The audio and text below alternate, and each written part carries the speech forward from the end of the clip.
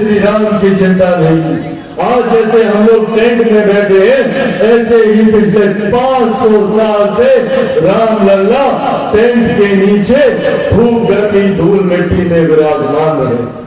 पहली बार देश में कोई ऐसा प्रधानमंत्री आया और उन्होंने अयोध्या में भव्य राम मंदिर का निर्माण कर प्रभु श्री राम की कार्यक्रम का इस मंदिर में करवाने का काम किया। सावधान रहने की, जिन्होंने सिर्फ हमें जात पात में बांटने के अलावा और कोई कार्य नहीं किया, और आज भी इनकी वही सोच है।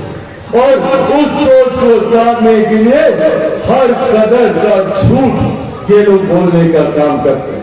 क्या क्या बोलते थे ये लोग लोकसभा के चुनाव में?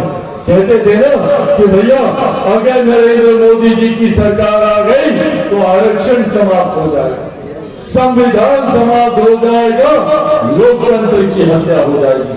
मैं पूछना चाहता हूं उन दलों के नेताओं से, बताएं राहुल जी, बताएं हेमंत सोरेन जी, बताएं आदरणीय लालू जी, कौन सा आरक्षण समाप्त कर दिया गया? और लगभग 5-5.5 महीने हो गए केंद्र में नरेंद्र मोदी जी की सरकार को बने हुए। कौन से संविधान की हत्या कर दी गई, कौन से लोकतंत्र को समाप्त कर दिया गया? उस वक्त सिर्फ झूठ बोलकर इन लोगों ने डरा कर लोगों से उनका मत लेने का काम किया, और आज पुनः यही प्रयास ये लोग दोबारा करने का काम करें। साथियों, आज आप लोगों के बीच, आज आप लोगों के सामने मैं ये कसम खाकर कहता हूं, मैं मेरे नेता, मेरे पिता आदरणीय रामविलास पासवान जी के संघर्षों की कसम खाकर आप लोगों से ये वादा करके जाता हूं कि जब तक चिराग पासवान जिंदा है, ना आरक्षण को कोई खतरा है, ना संविधान को कोई खतरा है।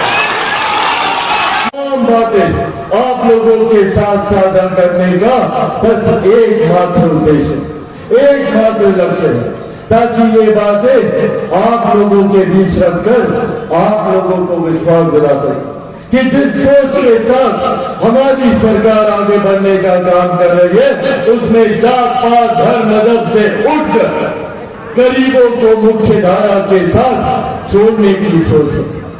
पर कुछ लोग हैं जो समाज में बंटवारे की सोच रखते हैं, जो चाहते हैं कि हम लोग खंडित हो, ताकि हमारी एकता जो उन्हें नहीं तोड़ पाई, हमें खंडित कर वो अपनी राजनीतिक रोटियां सेकने की सोच रखते हैं। इसीलिए साथियों, जरूरी है ऐसे विपक्षी दलों से, ऐसे नेताओं से सावधान रहने की जरूरत है। कहा था कि कभी संभव नहीं होगा, क्योंकि उस दौर की बात है जब इनकमिंग कॉल के लिए भी आपको 16 रुपया 18 रुपया आपको पैसा देना पड़ता था। पर आज देखिए, आज उनका ये सपना पूरा हुआ।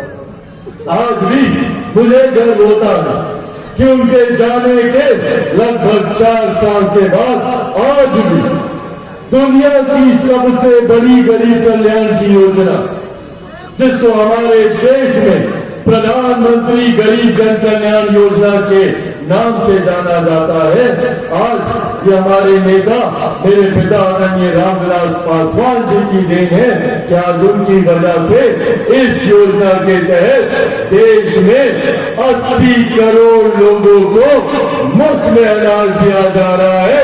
ये सोच हमारे नेता आदरणीय रामविलास पासवान जी की है, ये देश हमारे प्रधानमंत्री आदरणीय नरेंद्र मोदी जी की नहीं होगा।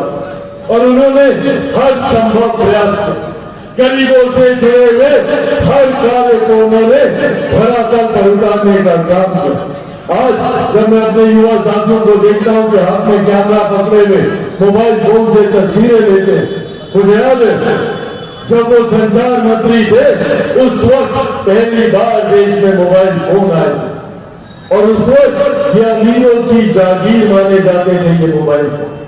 उस वक्त मेरे पिता आदरणीय रामविलास पासवान जी ने ये संकल्प लिया था कि जब तक हर रिक्शा वाला, हर ठेला वाला, हर गरीब आदमी के हाथ में ये मोबाइल फोन नहीं पहुंचेगा, तब तक वो संघर्ष अपना जारी रखेंगे मोबाइल फोन को घर घर पहुंचाने। उस वक्त विपक्ष के कई नेता जब एक पुत्र होने की हैसियत से अपने पिता के साथ यही सड़कों पर हम लोग घुमा करते थे। उस वक्त इतनी सुख सुविधाएं नहीं होती थी। अभी हमारे साथियों में याद दिला रहे कि साइकिल से हमारे पिताजी चला करते थे। ये वही गलियां हैं, ये वही सड़कें हैं जहां पर उनके साथ बचपन में ना जाने अनेकों बार आने का सौभाग्य प्राप्त हुआ। पर आज साथियों, जब यहां पर आया हूं तो एक सपना लेकर आया, एक लक्ष्य के साथ आया हूं, एक संकल्प के साथ आया हूं कि मेरे नेता, मेरे पिता आदरणीय रामविलास पासवान जी के अधूरे सपनों को पूरा करना।